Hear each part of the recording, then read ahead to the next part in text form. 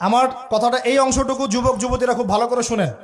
দিনী বোন যাদের বয়স হায়েজ হয়ে গেছে, যাদের হায়েজ হয়েছে এখান থেকে শুরু করে সবাই, যারা বালেগ হয়েছে আমরা ছেলেরা, সবাই ভালো করে কথাটা শুনেন। বাংলাদেশে পিছন থেকে একটা নতুন সমস্যা রাইজ করতেছে। সমস্যাটা হচ্ছে, এমনিতেই আমাদের ছেলে মেয়েদের মধ্যে হারাম সম্পর্ক ছিল।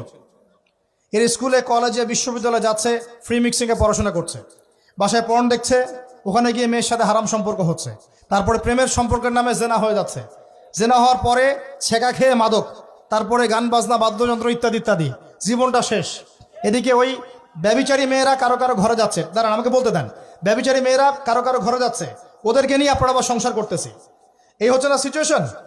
একজনের 5টা গার্লফ্রেন্ড, একজনের 4টা গার্লফ্রেন্ড, আরেকজনের 3টা বয়ফ্রেন্ড, 4টা বয়ফ্রেন্ড। এই ধাপগুলো পার হয়ে হয়ে এরা সংসারের জীবনে আসতেছে, যখন বয়স হয়ে যাচ্ছে 25-30। সমস্যা কিন্তু এটা ম্যাক্সিমাম সবার ক্ষেত্রে হচ্ছে বলবো না, অনেক একটা বড় অংশ এই সমস্যা ফেস করতেছে। এর মধ্যে এই ফ্রি মিক্সিং এর মধ্যে শুরু হয়েছে নতুন একটা জিনিস, যে ভালোবাসার আবার লিঙ্গ কি, ভালোবাসার আবার এখানেই শুরু হয়েছে ছেলে ছেলে জেনা করা এবং মেয়ে মেয়ে জেনা করা। ছেলে ছেলে জেনা করা আর কি বললাম বলেন, মেয়ে মেয়ে জেনা করা, নাউজুবিল্লাহ। এটা কমে লুত, এর শাস্তি আসবে যদি আমরা তওবা করে ফিরে না আসি। এর উপরে এখন শুরু হয়েছে ভালোবাসার আবার ধর্ম কি, ভালোবাসার আবার, আমার সাথে বলেন কি বললাম, ভালোবাসার আবার, এদিকে মনোযোগ দেন, ভালোবাসার আবার কি, ভালোবাসার আবার কি। এই কথাটা, এই স্লোগানটা দিয়ে কি করা হচ্ছে আপনারা শুনেন। অমুসলিম ছেলে মুসলিম মেয়ের সাথে প্রেম করতেছে, অমুসলিম ছেলে মুসলিম মেয়ের সাথে প্রেম করতেছে, বলতেছে ভালোবাসার আবার ধর্ম কি, তুমি আমি একে অপরকে মহব্বত করি, ভালোবাসি, এর মধ্যে ধর্ম আসবে কেন? বলছে তুমি আমার ধর্মে দীক্ষিত হয়ে যাও, অথবা আমি তোমার ধর্ম কবুল করে মুসলমান হয়ে যাব। এই মিথ্যা কথাগুলো প্রলোভন দিয়ে এখানে ওখানে পার্কে নিয়ে গিয়ে চটপটে ফুচকা খাওয়ায়, কফি শপে নিয়ে গিয়ে এভাবে আস্তে আস্তে আস্তে আস্তে মেয়েদেরকে লাইনে নিয়ে আসতেছে। আনার পরে শোনেন, কথা আগে শুনেন, বুঝেন। আপনি ঠিক বললেও ঠিক, এটা না বললেও ঠিক, কারণ চলতেছে এটাই সমাজে। এখন কথা হচ্ছে, আমরা যদি আমাদের বোনদের ইজ্জতকে বাঁচাইতে চাই, এই বিষয়টা সম্পর্কে সচেতন থাকতে হবে। মেয়েদেরকে ফুসলিয়ে ফাসলিয়ে এভাবে প্রেমের জালে ফেলে শেষমেশ বেডে নিয়ে গিয়ে ধর্ষণ বা গণধর্ষণ করে মেয়ের ওই ওভারির মধ্যে ওদের বীর্যপাত করে দিয়ে ওই ছেলেটার কোনো খবর পাওয়া যায় না, লাপাত্তা হয়ে যায়। কোনো কোনো ক্ষেত্রে টাকার বিনিময়ে মেয়েদেরকে পাচার করারও অভিযোগ পাওয়া গেছে। এবং এই কাজটার নাম তারা সংঘবদ্ধভাবে দিয়েছে, এর নাম নাকি লাভ জিহাদ, বলে নাউজুবিল্লাহ। এবং বীর দর্পে ফেসবুকে পোস্ট দিচ্ছে, আজকে অমুক মেয়ের এটা করলাম, আজকে তমুক মেয়ের এটা করলাম। ভিতর থেকে একটা চক্র কাজ করতেছে, এবং এই চক্রের কেউই মুসলিম না, এই চক্রের কেউই কিন্তু মুসলিম না। বাহিরে আবার পরিচয় দিতে পারে যে আমি মুসলিম, আমার নাম অমুক, নাম পরিবর্তন করে মুসলিম মেয়েদেরকে ফুসলিয়ে ফাসলিয়ে এই জেনার ফাঁদে ফেলে ওর পিছনে কিছু টাকা খরচ করে, কিছু সময় দিয়ে ওকে প্রয়োজনে ঘুমের ওষুধ খাওয়ায়, প্রয়োজনে আবার জাদুটোনা করে, বান মারে, ওকে ওকে তাবিজ কবজ করে বিছনায় নিয়ে এসে ধর্ষণ বা গণধর্ষণ করে, ওই ভিডিওগুলো দিয়ে পরে ওকে ব্ল্যাকমেইল করে, পরে ওর কাছ থেকে টাকা খাওয়া শুরু করে, কোনো কোনো ক্ষেত্রে মেয়েদেরকে পাচারও করে দিচ্ছে। আমাদের মেয়েদেরকে বলতেছি, কোনো অবস্থাতেই কোনো মুসলমান ছেলের সাথেও কোনো অবৈধ সম্পর্কে যাবেন না। আর অমুসলিম হলে তো কোনো কথাই নাই। অমুসলিমের সাথে আপনার কিসের প্রেমের সম্পর্ক? একটা চট দিয়ে দাঁত ফেলে দেওয়া দরকার মেয়েরা। অমুসলিম ছেলের সাথে তোমার কিসের প্রেমের সম্পর্ক? পরে যখন এই ছেলেগুলো তোমাকে নিয়ে রেপ করে রাখবে, তখন তোমার আক্কেল হবে? তখন তোমাদের হুঁশ ফিরবে? তখন এসে আমাদের কাছে মেসেজ করতেছে, আমার এই সমস্যা হয়েছে, আমাকে এখন আমি কি করব বলেন। আমাদের ওয়াইফদের কাছে মেসেজ করে, এরকম এরকম হয়েছে আমার সাথে, আমরা কি করব বলেন। তো তোমাকে কে যাইতে বলছো এই ছেলের কাছে? তুমি তোমার ইজ্জত ওখানে, তুমি তোমার পায়জামা কিভাবে খুললা সেখানে, আর কিভাবে বলবো বলেন? তুমি একজন মুসলিম ঘরের মেয়ে, তোমার ইজ্জতের দাম নাই, তোমার সম্মানের দাম নাই, তোমার ইজ্জত আবরুর দাম নাই। তুমি কেমন করে নগ্ন হয়ে বাইরে ঘুরতে পারো? তুমি কেমন করে একটা অমুসলিম ছেলের সাথে প্রেমের সম্পর্ক করতে পারো? কিভাবে তুমি একটা অমুসলিম ছেলের সাথে বেড়ে যেতে পারো?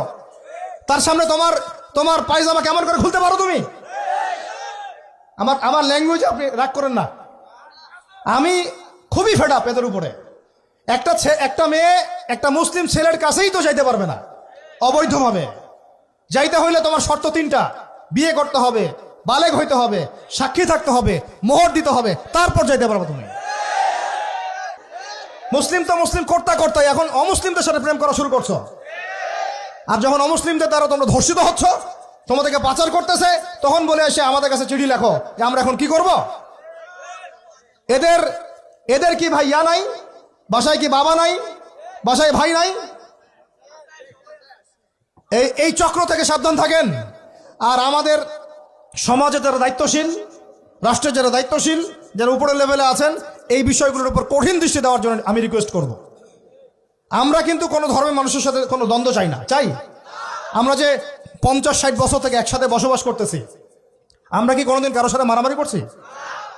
কোনোদিন দেখছেন যে খ্রিস্টান মুসলিম মারামারি হচ্ছে? ইহুদি মুসলিম মারামারি হচ্ছে বাংলাদেশে? হিন্দু মুসলিম মারামারি হচ্ছে বাংলাদেশে? দেখেছেন কখনো? এখন কি নতুন করে শুরু হলো এগুলা? আল্লাহ রাব্বুল আলামিন আমাদের দ্বীনি ভাইদেরকে বুঝদান করেন, বোনদেরকে বুঝদান করেন। কোনো অবস্থাতেই মেয়েদেরকে আপনি এভাবে ছেড়ে দিয়েন না বাইরে। কোন অবস্থাতেই একটা মেয়ের হাতে অকালে মোবাইল ফোন তুলে দিয়েন না। কোথায় যাচ্ছে খোঁজ রাখেন, কার সাথে মিশছে খোঁজ রাখেন। একটা বাড়ির সম্মান নষ্ট হয়ে গেলে কখনো ফিরে আসে না। একটা মেয়েকে অপহরণ করেছিল রাজা দাহির, মুসলিম মেয়েকে। সেই ইজ্জতের বদলা নেওয়ার জন্যে 17 জন ঘোড়সাওয়ার নিয়ে, কতজন? মাত্র 17 জন ঘোড়সাওয়ার নিয়ে মোহাম্মদ বিন কাসিম এই সিন্ধুর রাজা দাহিরকে আক্রমণ করে ওই জায়গায় পরাজিত করেছিল। একটা মেয়েকে নিয়ে ঘটনা ঘটেছিল। আমাদের বোনের ইজ্জতের এত বড় দাম। একজন নারী, শোনেন, একজন নারী বনু কাইনুকার বাজারে গিয়েছিলেন তার প্রয়োজনে। ইহুদি তার শ্লীলতাহানি করেছে, তার সতর খুলে দিয়েছিল একজন ইহুদি। এটা দেখে একজন মুসলিম ভাই সেখানে থাকতে না পারে ওই ইহুদির গর্দান নামিয়ে দেয়। এই ইস্যুকে কেন্দ্র করে ইহুদিরা মিলে ওই ভাইকে শহীদ করে। তখন ওই বাজারে ওই ভাই ছাড়া আর কেউ ছিল না, একজনই ভাই ছিল। এরপরে এই মামলা আসলো নবীর দরবারে সাল্লাল্লাহু আলাইহি ওয়াসাল্লাম। এটা মদিনার ঘটনা। নবী সাল্লাল্লাহু আলাইহি ওয়াসাল্লাম ওই সাহাবীকে তো দোষারোপ করেনই নাই, ওই সাহাবীকে দোষারোপ করেন নাই, বরং নিজে বর্ম পরে অন্য সাহাবীদেরকে বলেছেন তোমরা বের হও, আমরা বনু কাইনুকা আক্রমণ করবো, ওকে এখান থেকে বের করে দেব। একজন দিনী বোনের ইজ্জতের বদলা নেওয়ার জন্য পুরো বনু কাইনুকার ইহুদিদের সাথে যুদ্ধ হয়েছে। আর আমাদের বোনরা স্বেচ্ছায় ইজ্জত বিলি দিচ্ছ। তোমরা হচ্ছে মাটির তলে চলে যাও, তোমাদের বেঁচে থাকাচ্ছে মাটির তলে চলে যাও। তোমরা নিজেরা স্বেচ্ছায় ইজ্জতের বিসর্জন দিচ্ছ। আমি ইয়াং ছেলে পেলেদেরকে বলছি, ভাই আমরা আসছি আল্লাহর ইবাদত করতে, এখানে আল্লাহর দিনকে জিন্দা করতে, আল্লাহর দিনকে সমাজে কায়েম করতে। জিনার সাথে আমাদের কি সম্পর্ক থাকতে পারে? পর্নের সাথে আমার আপনার কি সম্পর্ক থাকতে পারে? আপনার আমার এরকম হারাম সম্পর্কের সাথে কি সম্পর্ক থাকতে পারে? এগুলো কোনো অবস্থাতে আমরা ধার কাছে যাবো না ইনশাআল্লাহ। আল্লাহ রাব্বুল আলামিন আমাদের ভাইদেরকে বুঝদান করেন, বোনদেরকে বুঝদান করেন। আমি যা বলেছি আমাকে আমল করার তৌফিক দান করেন, আপনাদের সবাইকে আমল করার তৌফিক দান করেন।